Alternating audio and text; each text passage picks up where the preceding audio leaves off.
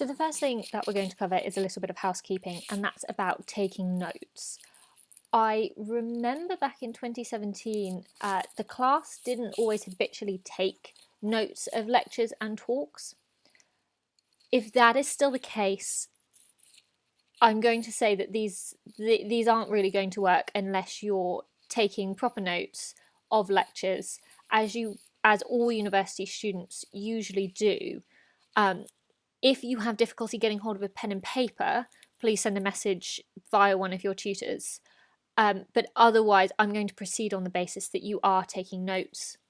It's really, really important that you take notes during your lectures. I cannot stress this enough. For one thing, it's all very well if you take the exam in October, but if you need to wait for the next module, you're not going to remember everything that we've discussed, and you're going to need to rely on your notes of these lectures so that you can review the information, process the information. Taking notes is also a really good way to stick what you're learning in your mind as you're learning it.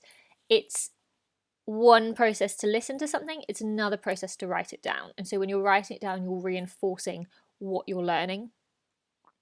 And thirdly, and very importantly, writing notes during a lecture is really the best way to practice having to write quickly and accurately during your exam. So it's practice that you shouldn't be wasting. So now that's out of the way, let's talk about trusts. This particular lecture, until I have a bit more information about where you are, it's going to be very, very basic. I have provided, either I'm going to try and link it, or I'll try and provide it via one of your tutors, a handout with a diagram on it of the structure of trust that I want to go through today.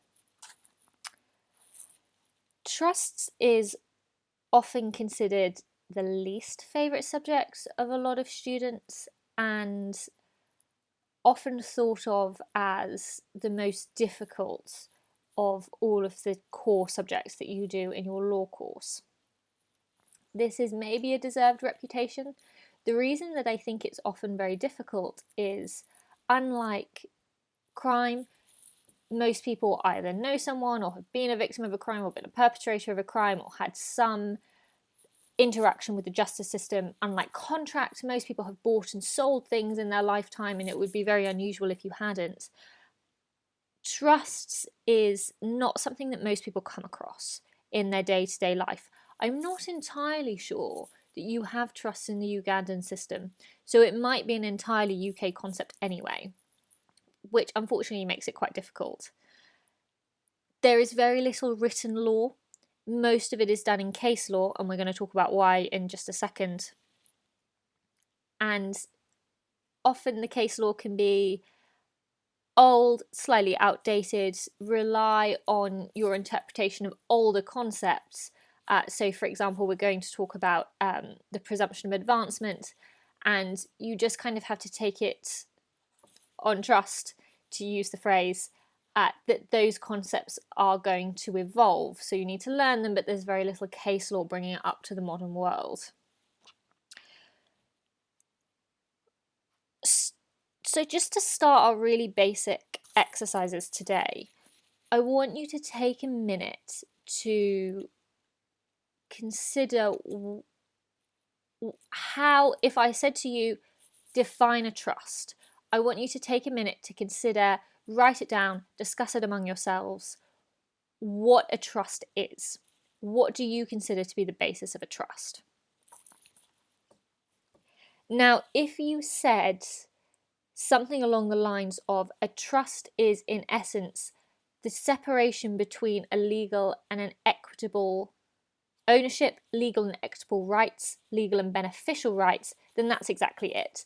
And all trusts, no matter what kind of trust we're talking about, has that at its core. The best way to describe this is to think about ownership, just general ownership, as a bundle of rights. So just think about everything in ownership just being a circle. And if you just own something, it's not on trust, the law doesn't tend to care what you do with it. There are exceptions. So, for example, I own this mug. If I want to break this mug, the law doesn't care. The law isn't going to stop me breaking my mug. My housemate might stop me breaking my mug, but the law doesn't care.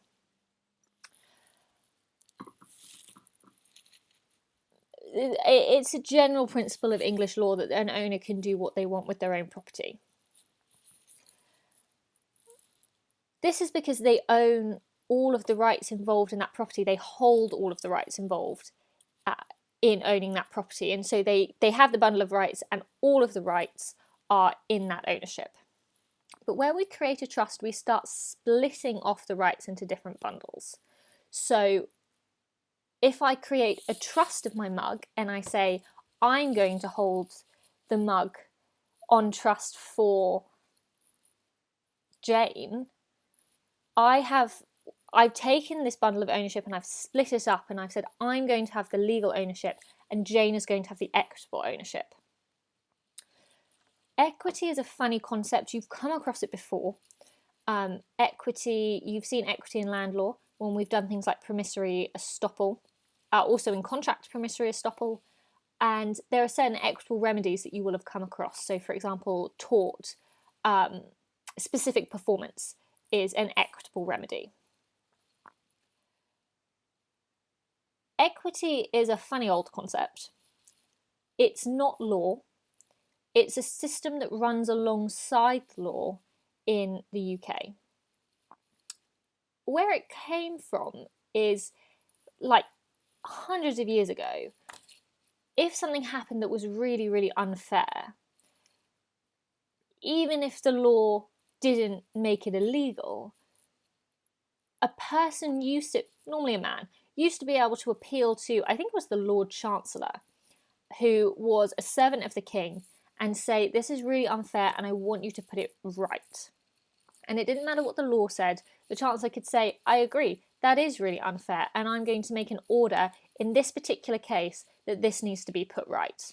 I think that there's an example in a lot of textbooks about the Earl of Oxford case. That's the kind of example of equity moving in where the law fails to put something right. Equity is fairness, in a sense. And after a while, it stopped being administered by royal servants and it turned into the courts of chancery. And then I think in 1873 to 1875, it will be in your textbook, there were a series of acts called the Judicature Acts, and these melded equity and law so that they could be administered by the same courts.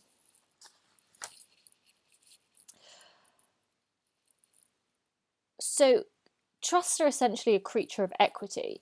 They are the manifestation of equitable rights. That's not a definition, don't write that down. That's just me talking. So with a trust, the law recognises the trustee as the owner of, and equity recognises that the beneficiary has rights to compel the trustee to use their ownership in a way that benefits that benefits the beneficiary. So how we create a trust and what kind of trust that we have are the next things that we're going to talk about. And I want to talk about the three main types of trust.